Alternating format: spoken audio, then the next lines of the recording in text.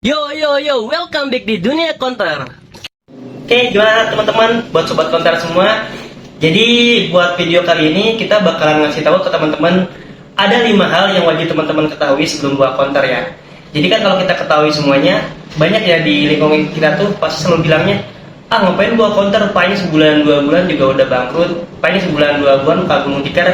Nah itu pun hal yang terjadi di diri saya pribadi selaku yang pernah memulai hal tersebut, dan ada cibiran dari masyarakat tuh, bocah yang lama paling cuma berapa bulan sih, bertahannya paling 2 bulan 3 bulan waktu tinggal.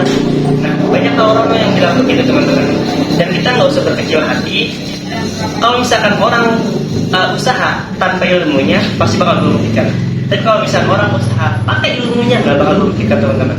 Oke, jadi untuk 5 tahap itu, yang pertama yaitu ada yang namanya lokasi teman-teman.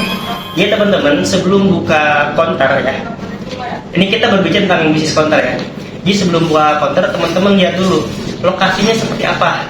Kita perlu lihat, jangan asal kita lihat, di sini ada tempat kosong. Ini murah nih tempatnya, sebulannya cuma 1 juta atau setahunnya cuma 5 juta nih, murah. Terus lokasinya dekat, penduduknya banyak. Nah kita nggak bisa ngelihat dari situ doang teman-teman. Pertama yang harus diperhatikan buat buah konter, yang pertama itu nggak boleh ada di jalan besar. Pertama ya, ini berlaku buat semua kalangan yang modelnya ya sekitar 10 juta ke bawah ya, karena kan untuk buah konter ini nggak mudah dan nggak banyak juga orang yang buah konter langsung besar. Jadi minimalnya kalau misalnya yang 10 juta ke bawah, itu paling mendasar itu lokasi itu pertama, cari jalan yang sekiranya bukan jalan cepat. Pertama, bukan jalur cepat ya. Kan ada jalur yang cepat yang kita bisa motong kapan aja, bisa nyebrang kapanpun. Nah itu kita hindari yang itu, pertama. Kedua, jangan di jalan besar, di jalan umum yang ada truk. Nah itu jangan. Karena kenapa? Karena kedua jalan tersebut itu biasanya orang paling malas buat minggir atau sekedar buat mampir. Beda halnya kalau misalnya di warung makan atau misalkan pom bensin, itu emang tempatnya di situ. Nah kalau buat konter itu nggak bisa.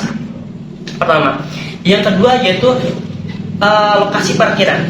Jadi kita penting kalau buat konter itu ya, karena kan orang beli pulsa atau dia mau transfer tiket pada kita, itu nggak cukup 1 menit teman-teman. Paling minimalnya itu 5 menit. Jadi butuh ada step waktu yang sekiranya mereka perlukan untuk transaksi dengan kita.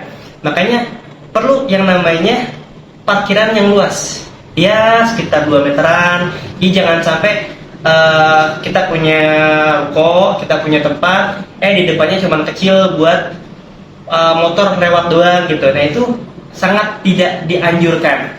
Kenapa? Bisa jadi konter kita akan sepi, pertama. Kedua, orang bakal segan buat datang ke situ karena bingung mau parkirnya di mana.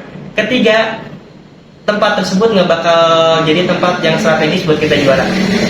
Ya. Terus yang selanjutnya ketiga, ini masih poin pertama ya, tentang lokasi doang. Yang di poin ketiga yaitu lokasi. Lokasi yang tepat seperti apa? Minimal perapatan jalan boleh. Kedua, kepadatan penduduk. Kepadatan penduduk, contoh misalkan bisa di kampung, atau bisa juga di perumahan, atau juga bisa di perkomplekan. Nah itu bisa, yang penting lalu lintasnya tuh padat, lalu lintas padat tapi pelan gitu. Contoh kayak jalan desa kan, jalan desa itu paling muat buat 2 mobil. Nah jalan-jalan kayak gitu itu bagus buat konter teman-teman. Dan apalagi kalau misalkan itu udah di pertigaan atau di perempatan, itu cocok banget, itu bagus banget buat 2 konter. Nah yang kedua yaitu ada yang namanya daya beli pasar. Nah jangan sampai teman-teman main asal buka aja, terus kita beli barang banyak aja.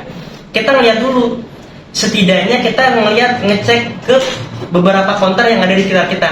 Nih kira-kira kalian bisa lihat banyaknya dia ngejual casing HP, kabel data, handset, atau tempered glass. Nah itu yang paling ditanyakan, karena itu yang paling banyak orang minati. Nah di situ mana yang paling banyak orang cari gitu. Nah itu kita difokuskan di situ. Jangan sampai kita beli akhirnya barang tersebut ngendap. Nah itu paling banyak banget di penjual konter itu, banyak barang yang akhirnya dia tidak bisa menjual dan akhirnya ngendap teman-teman. Nah, untuk menghindari hal kayak gitu, teman-teman perlu lihat dulu pasar seperti apa. Jangan sampai teman-teman misalkan di situ bukan kawasan orang-orang yang sering pakai iPhone, teman-teman beli casing iPhone, kabel data iPhone, nah itu pasti nggak bakal laku teman-teman. Boleh beli, tapi sedikit aja, gitu ya. Boleh beli, tapi sedikit aja. Terus daya beli pasar kayak gimana? Kita nggak bisa, contoh misalkan kita di desa, kita nggak bisa ngasih brand yang bagus, sedangkan kita lokasi di desa itu nggak bisa. Contoh misalkan si brand A ini modal dari sananya 50.000. Contoh kita mau jual 60.000, sedangkan daya beli pasar kita itu di bawahnya misalnya 30.000 atau 20.000, itu nggak bakal laku teman-teman. Walaupun ada mungkin 1-2 orang yang beli, tapi itu closingnya lambat. Jadi lebih baik kita cari yang sekiranya daya beli pasarnya itu oke, masuk. Seperti apa? Contoh misalkan kalau produk yang paling banyak diminati misalkan robot atau fan, nah itu produk-produk yang sekiranya menengah ke bawah lah, menengah ke bawah. Jadi artinya kalangan atas pun bisa pakai dan kalangan bawah pun bisa pakai dan produknya juga bagus. Nah itu mudah-mudahan yang kayak gitu. Terus kalau misalkan di desa itu dianjurkannya cari yang sekiranya produknya itu ada yang murah. Jadi cari yang menengah ke bawah, produk-produk yang menengah ke bawah, jangan menengah ke atas. Beda lagi kalau misalnya di komplek atau misalkan di perkotaan. Nah, butuhkan kayak gitu. Contoh misalnya kita tinggal di klaster nih atau di komplek, tapi penduduknya itu mayoritas kayaknya punya mobil semua. Nah, itu perlu ada yang namanya produk dari menengah ke atas. Tapi di gue juga dekat sama desa bang. Nah, perlu juga ada yang menengah ke bawah. Jadi kita bikin 3 produk. Ada produk menengah, ada produk yang ibarat kata KW-nya lah ya, KW-nya. Ada juga yang high quality-nya, yang bagusnya, kayak gitu. Karena nggak untuk kemungkinan ada juga orang yang pengen kualitasnya bagus. Jadi ada orang yang meragukan justru ini banyak loh, ini best seller loh gitu. Menurut kita ya ini best seller, ini penjualan paling banyak misalkan dalam 1 bulan. Tapi orang meragukan, ada yang kayak gitu. Ada nggak bang yang lebih mahal daripada ini? Nah itu. Jadi daya beli pasar itu kita perlunya gimana? Jadi sebelum kita buat counter, kita ngecek dulu ke beberapa toko gitu.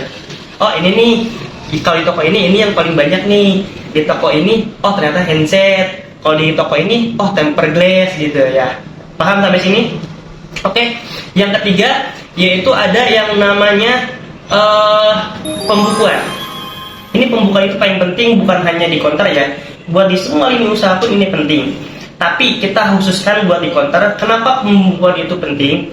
Karena si pembukuan ini itu yang bikin kita sehat atau tidaknya usaha, gitu. Saya dulu awal mula buka usaha counter. Jadi si tempat yang saya pakai itu udah 2 kali ganti orang. Yang pertama cuma kuat 3 bulan, yang kedua cuma kuat 1 bulan, dan saya orang yang ketiga. Makanya wajar kalau misalkan banyak warga yang bilang, lah bocah yang buka usaha paling cuma 2 bulan atau 3 bulan beres gitu. Ternyata apa? Kita bisa bertahan nyampe 6 bulan dan akhirnya kita malah ekspansi. Kita buka cabang lagi dan akhirnya malah bikin kaget warga. Kemudian warga bilangnya apa? Wah, ini fix nih, pasti pesugihan. Nah itu teman-teman. Kenapa bisa begitu? Karena pencatatannya kita itu rapi. Nah bagaimana buat pencatatannya itu rapi? Pertama yang perlu teman-teman ketahui, di counter itu kita perlu ada namanya pasti ya modal. Modal itu harga modal. Contoh misalkan si handset ini modalnya 10.000, terus kita jual 20.000. Nah berarti ada selisih 10.000 kan ya. Nah di situ jadi kita ada nyantumin misalkan nama barang. Terus kedua, di kolom kedua kita bikin harga modal atau harga beli. Ketiga, kita bikin harga jual. Nah, terakhirnya ada selisih. Nah, nanti kita bikin tuh dalam 1 hari ini apa aja yang terjual. Nah, modalnya berapa, harga jualnya berapa, selisihnya berapa. Nah, kita baru totalin berapa keuntungan yang bisa kita dapatkan 1 hari itu. Jadi udah ketahuan profitnya berapa dalam 1 hari. Gitu ya. Jangan sampai itu nggak dipakai loh. Ini wajib banget. Kalau teman-teman pengen sehat dan pengen si counternya ini berkelanjutan, itu wajib ada yang namanya kayak gitu. Apakah setelah itu selesai? Belum selesai. Nanti ada yang namanya rekapitulasi 1 bulan penuh teman-teman. Itu baru 1 hari. Nanti teman-teman terus bikin seperti itu dalam 1 bulan. Nanti dirincikan pendapatan tanggal 1 berapa ratus ribu nih, tanggal 2 berapa, terus sampai dalam 1 bulan ditotalin berapa. Karena itu jatuhnya masih profit, belum profit bersih ya. Jatuhnya mohon maaf, saya nggak bisa bahasa akunting atau bahasa akuntansi ya. Kita sharing aja. Jadi kalau misalkan yang bahasanya profit kotor lah ya. Nah, si profit kotornya ini taruh misalkan 3 juta dalam 1 bulan. Nah, si 3 juta ini belum fix, karena perlu kita potong dulu. Pertama buat gaji karyawan, kedua bisa buat PLN juga, ketiga buat sewa. Nah, potong dulu DLL semua, ada sisa berapa, nah itu profit bersihnya kita. Ya. Nah, si profit bersihnya ini itu pun nggak boleh kita konsumsi semua. Nggak boleh kita makan semua. Baiknya gimana? Baiknya 90% kita pakai, 10%-nya kita gunakan untuk pengembangan. Nah, itu loh. Ingat ya, 90% kita pakai, kita buat menggaji untuk diri kita sendiri, 10%-nya digunakan kembali untuk pengembangan atau membeli barang-barang yang lain. Kalau pengen cepat gimana, Bang? Nah, kalau pengen cepat bisa pakai cara saya. Saya 6 bulan bisa langsung buka konter kembali gara-gara saya 0%. Saya nggak ngambil sedikit pun dari keuntungan, cuman setiap hari saya gunakan sedikit. Contoh misalkan saya ambil 10.000 untuk makan sehari-hari, atau 20.000 untuk makan sehari gitu. Jadi ada nanti dipotong tuh di profit kotornya nih. Pengeluaran bulan ini buat makan atau buat akomodasi sekian nih. Nah, itu yang kita potong dulu. Nah, si profit bersihnya, si keuntungannya ini nggak saya pakai, tapi saya belikan barang semuanya. Maka dalam 6 bulan saya udah bisa buka cabang kedua. Gimana teman-teman? Ada yang menarik? Oke, jadi yang keempat itu yang kita butuhkan itu mentor. Mentor penting gak sih? Itu pun dulu awal saya buka, saya nggak ngelirik mentor tuh kayaknya nggak terlalu penting menurut saya. Tapi akhirnya ketika saya berjalan, saya ngobrol dengan kanan kiri, ternyata mentor itu penting. Fungsinya mentor itu apa? Mentor itu adalah mencegah kita dari kebodohan yang kita miliki, teman-teman. Jadi jangan sampai kita tertipu. Karena dunia konter itu luas banget. Ada orang yang datang tiba-tiba pengen beli token token listrik, udah transaksi, ternyata dia nggak mau bayar. Atau misalkan datang tiba-tiba orang PLN, ini yang pernah terjadi di kita ya. Orang PLN datang, ternyata dia bukan orang PLN, teman-teman. Dia oknum doang. Oknum PLN datang ke tempat kita, kemudian dia bilang ini untuk bayar PLN-nya 200.000. Nah, di situ kebetulan saya pribadi lagi ada di luar, nggak ada di toko. Dibayarlah biaya tersebut sama karyawan saya. Dan apa yang terjadi? Saya bilang ke karyawan, ingat toko kita itu bukan pasca bayar, tapi prabayar. Iya, prabayar. Jadi kita itu nggak bayar ke dia, kita itu pakainya token, kata saya gitu. Akhirnya dia minta maaf, ya udahlah, namanya kesalahan kita jadikan sebuah pembelajaran aja. Kita nggak bisa ngejudge dia salah, dan kita nggak bisa memarahi dia, karena mereka pun juga sama manusia seperti kita, ada salahnya juga ya. Akhirnya udah kita maafin aja, jangan sampai terulang kayak gitu. Itu aja teman-teman. Jadi mentor itu penting biar kita tuh tahu pasar itu sekarang seperti apa sih gitu. Apa sih yang paling banyak orang minati? Terus bagaimana kalau misalkan kita stuck nih, misalkan cuman ramenya sore sampai malam doang, pagi sampai siangnya kok sepi. Nah, itu kita butuh mentor di situ. Butuh mentoring, butuh masukan dari para senior-senior kita, atau butuh masukan dari orang yang kita percaya, ini orang ini kayaknya kompeten di bidang konter nih. Oke? Gimana teman-teman? Ada pertanyaan atau ada sangkalan? Silahkan di kolom komentar. Dan saya minta maaf, saya bukan ahli public speaking, saya share pengalaman saya aja ya. Kalau misalnya ada yang baik, silahkan diterima. Kalau misalnya ada yang salah, mohon dimaafkan. Terima kasih. Assalamualaikum warahmatullahi wabarakatuh.